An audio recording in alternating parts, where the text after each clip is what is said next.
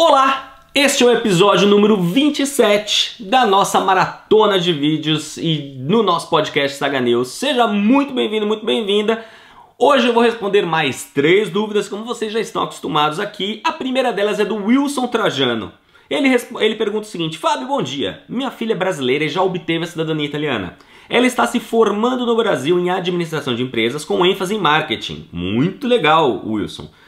O que é necessário para que ela possa exercer a profissão na Itália e União Europeia? É necessário obter a validação do diploma? Como é o processo dessa validação? Wilson, primeira coisa que ela precisa fazer é procurar o órgão responsável na Itália da atividade dela. Vou dar um exemplo aqui a caso. Digamos que você se formou em Química no Brasil, tá? Então você vai procurar na Itália a Associação dos Químicos Italianos e aí você vai verificar com eles como funciona o processo de equiparação. Porque na verdade existem duas coisas que você comentou aqui, que elas não são exatamente as mesmas. Você fala em exercer a profissão na Itália e validação do diploma. São coisas diferentes. Uma coisa é você fazer a equipolência do diploma, né? A equivalência dos estudos, e normalmente isso é feito para que você possa continuar os estudos na Itália. Então uma pessoa que já é graduada ou pós-graduada no Brasil, ela termina os estudos, faz essa equipolência, faz essa equiparação e aí ela traz o título de estúdio, porque aí o consulado italiano vai mostrar num documento qual é os estudos que efetivamente foram feitos no Brasil e vai explicar pro órgão italiano o que aqueles estudos representam ou se equivalem na Itália. Então, por exemplo, eu sou de uma época que estudava-se apenas 8 anos, 8 anos no primeiro grau, mais 3 no segundo grau, certo? A maioria das pessoas que não sejam os jovens fizeram isso, esse percurso. Então era da primeira à 8ª série e nós tínhamos 3 anos no colegial, somando 11 anos, ok? Muito bem, se eu chego no consulado italiano e peço essa equipolência, eu peço para que eles façam uma declaração de estudos para uma escola italiana, eles vão dizer o seguinte: ok, aqui o Fábio fez 11 anos, completou o percurso de 11 anos de estudo, que equivale a nossa inferiore e superiore, enfim, mudaram os nomes agora na Itália, mas para vocês terem ideia, que equivale ao nosso primeiro e segundo grau, porém, ele não tem condições de entrar numa universidade italiana porque falta um ano de estudos, porque na Itália exige-se que você tenha pelo menos 12 anos de estudo anterior à graduação para você poder entrar numa universidade. Então não é o caso aqui, eu sei que a sua pergunta não foi essa, mas eu quis dar um parâmetro geral. Eu estou aproveitando, vocês estão percebendo que eu estou aproveitando todas as perguntas para dar uma explanação maior do que era simplesmente responder de bate-pronto, até porque nós estamos terminando essa maratona, tem muita pergunta a ser respondida, felizmente a grande maioria já foi respondida porque fazia parte dos mesmos temas, mas claro, neste finalzinho aqui eu estou procurando ser um pouco mais dissertivo do que prático para que vocês todos que estão ouvindo e vendo possam de repente se identificar. Às vezes eu estou falando de uma coisa, mas eu falo uma abordagem um pouco maior e aí você fala: ah, então, por exemplo, agora muita gente já descobriu que se fez 8 mais 3 já não pode entrar na universidade, vai ter que fazer mais um ano. Como que eu faço esse ano? Esse ano você tem que fazer aqui numa escola qualquer na Itália para completar 12 anos e não é um negócio fácil. Eu recomendo que você entre no blog minhasaga.org. Lá do lado esquerdo você vai encontrar uma parte Estudos na Itália e lá eu explico como que eu fiz para sanar esse problema, para entrar na universidade, fazendo lá um curso técnico, enfim. Não é este o objetivo aqui, mas sim respondendo para o Wilson. Então, Wilson, tanto a validação de diploma quanto a equiparação da profissão é feito no consulado italiano. Então o que você precisa fazer? Você precisa reunir uma série de documentos, claro que para a equiparação do diploma é mais complicado ainda, mas o que você tem que fazer na prática? Entre agora mesmo no site do consulado italiano que atende a sua região, não sei aqui da onde você é, mas por exemplo, enfim, tem um consulado de São Paulo, do Rio de Janeiro, de Curitiba, Porto Alegre, Brasília, Recife, Minas Gerais, então um desses vai te atender. Entra lá, do lado esquerdo você vai encontrar serviços consulares, lá em cima normalmente, enfim, agora não sei como que tá, mas pode ser que quando você esteja vendo esse vídeo ou ouvindo este podcast ele pode ter mudado.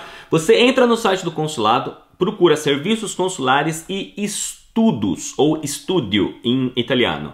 Pode mudar para o português, se você não entende a língua italiana, e ali vai ter equiparação de diplomas, equiparação de profissão na Itália, e ali vai dar uma lista completa dos documentos que você tem que apresentar para o consulado, para que o consulado consiga analisar a documentação e produzir o documento necessário para que a sua filha possa fazer a equiparação, seja do diploma dela para continuar estudando aqui, seja para exercer a profissão dela na Itália, tá bom? Bom, a segunda dúvida é do Jerry Francioni. Ele fala o seguinte: Fábio, pretendo viver em Scandisci. Vou com meus 2 filhos menores, por isso não gostaria de mudar muito. Então, de Firenze a Pisa, qual comune indicas para a cidadania? Jerry, infelizmente não existe uma lista de comunes que eu posso indicar para a cidadania italiana. Porque se eu indico um comune, por exemplo, eu posso dar até o caso de Firenze ou até o caso de Pisa mesmo. Pisa nunca foi um comune bom, então eu não vou nem citar. Mas Firenze já foi há muito tempo atrás, há 10, 12 anos atrás, um comune ótimo. Hoje é um dos piores comunes para se fazer o processo de reconhecimento, porque a oficial lá, ela já teve tantos problemas com brasileiros, tantos casos absurdos de documentos errados, documentos falsos, que hoje ela prefere fazer de tudo e declaradamente ela diz que ela prefere fazer de tudo para ter o máximo possível de cuidado, de exigência, para evitar que ela tenha os mesmos problemas que ela teve anteriormente. Outro comune que era muito bom até 2, 3 anos atrás era o comune de Prato. Ninguém conhecia Prato, ninguém nunca tinha ido para Prato, e aí resolveram começar a fazer o processo em Prato. Aí teve uma série de problemas em Prato, consultor que foi expulso do comune, uma série de coisas, porque, aproveitando esta pergunta para dizer aqui para as pessoas, não é muito complicado. Eu entendo que todo mundo tem, eu acho que todo mundo tem o seu lugar ao sol. Todo mundo tem direito de trabalhar, todo mundo tem o direito de buscar uma vida melhor, seja trabalhando no que quer que seja, inclusive com a consultoria em cidadania italiana. Todo mundo tem esse direito. Só que existe um problema. Para você desenvolver um trabalho, uma prestação de serviços, porque o processo de consultoria é uma prestação de serviços, você precisa saber o que você está falando. E infelizmente nos últimos anos, o que eu tenho visto é a pessoa, ela pretende vir para a Itália, muitas vezes ela não tem uma profissão, a profissão que ela tem no Brasil, ela não consegue desenvolver na Itália, ou ainda, essa pessoa nem tem uma profissão, ou tem uma profissão bacana, mas ela não fala a língua italiana para que ela consiga desenvolver este mesmo trabalho, essa mesma profissão na Itália. Aí ela começa a procurar coisas sobre cidadania italiana, porque ela vai vir fazer o processo dela.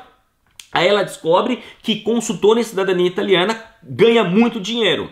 Aí de repente entra na minhasaga.org e descobre lá que o Fábio cobrava 3.750 euros para fazer um processo de cidadania. E o cara pensa, uau! Então se eu tiver 10 clientes eu vou ter 37.500 euros. Sim, você vai ter 37.500 euros. Nossa, eu tô rico. Por quê? Aí o cara faz a conta que 40 mil euros vezes quase 4, que agora baixou o euro, mas enfim, meu Deus, 120 mil, e se eu fizer 3 turnos? E o cara começa a pensar, aí é o grande erro que eu vejo 90% das empresas cometerem, das empresas, os profissionais. O cara começa a pensar, que legal, então em um ano eu consigo fazer X de dinheiro. Veja, o cara não fala, não, em um ano eu consigo atender 30 pessoas que eu vou mudar a vida dessas pessoas e ainda ganhar dinheiro com isso. O cara foca no dinheiro. E quando o cara foca no dinheiro, ele não muitas vezes, tá? Eu não estou generalizando, pelo amor de Deus, mas eu quero aqui contar e abrir o coração para vocês de coisas que eu vejo acontecendo. Aí o cara não tinha nenhuma estrutura ou nenhum conhecimento anterior em ser empresário, em entender como funciona uma empresa. O cara, antes de sair do Brasil, já muitos deles com a ideia de se tornar consultor de cidadania italiana, não sabem sequer o que é um Sebrae, porque ele podia ter ido num Sebrae e falar assim, olha, eu estou pensando em abrir uma empresa no exterior, mas eu não tenho noção nenhuma de fluxo de caixa, de pagamento de imposto, de gestão de pessoas. Vocês podem me ajudar? O Sebrae tem cursos gratuitos nessas áreas. Mas não, o cara não tinha nenhum conhecimento prévio. Aí ele chega na Itália, ele fala, ok, já vou alugar uma casa pensando em hospedar as pessoas. já começa errado. Porque você, para fazer o processo de reconhecimento da cidadania italiana, você tem que ser parceiro de um comune. E eu não vou, obviamente, aqui ensinar as pessoas a serem consultores. Mas assim, existe, que inclusive muita gente me pede para dar aula e formar consultores em cidadania italiana. E é um projeto que eu não tenho interesse de fazer por vários motivos, principalmente pessoais. Eu estou muito feliz ensinando as pessoas a se tornarem buscadores de documentos. Posso até um dia, talvez, dentro da minha turma de buscadores, selecionar algumas pessoas e ensiná-las a trabalhar com consultoria, mas não é esse o objetivo ainda, enfim. Mas o que eu estou querendo dizer é o seguinte, existe toda uma série de procedimentos para você chegar a ponto de se tornar consultor e receber uma pessoa.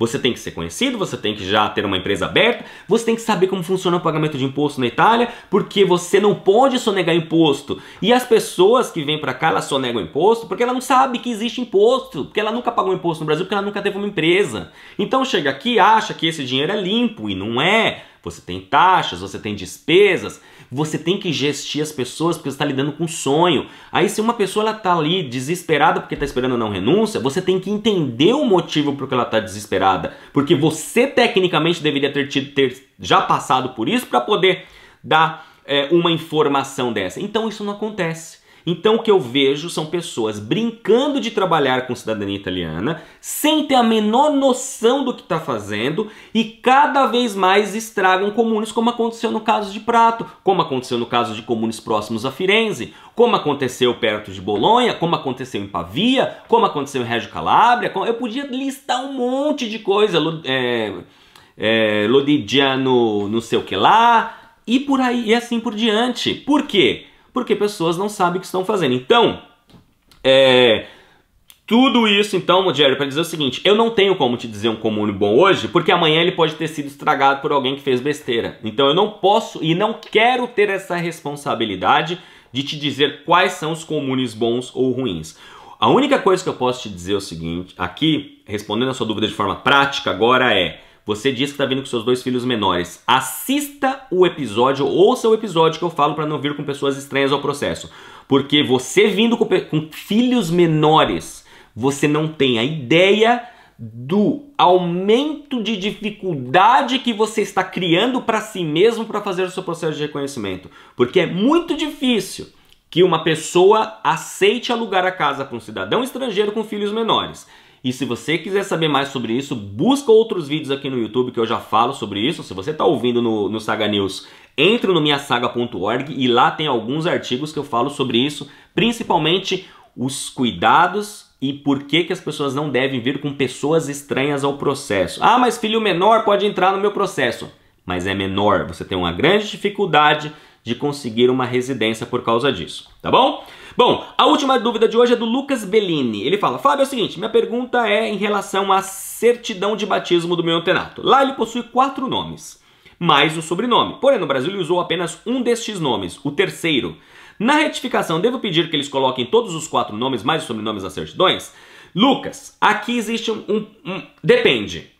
Se todos os documentos brasileiros, e quando eu digo todos, é absolutamente todos eles, constarem apenas este terceiro nome e só na certidão de nascimento constar os 4, você não precisa retificar. Você não precisa se preocupar com isso, porque evidencia-se que trata da mesma pessoa, mas para isso tem que ter o nome dos pais corretamente, todas as datas perfeitas, sem nenhuma dúvida.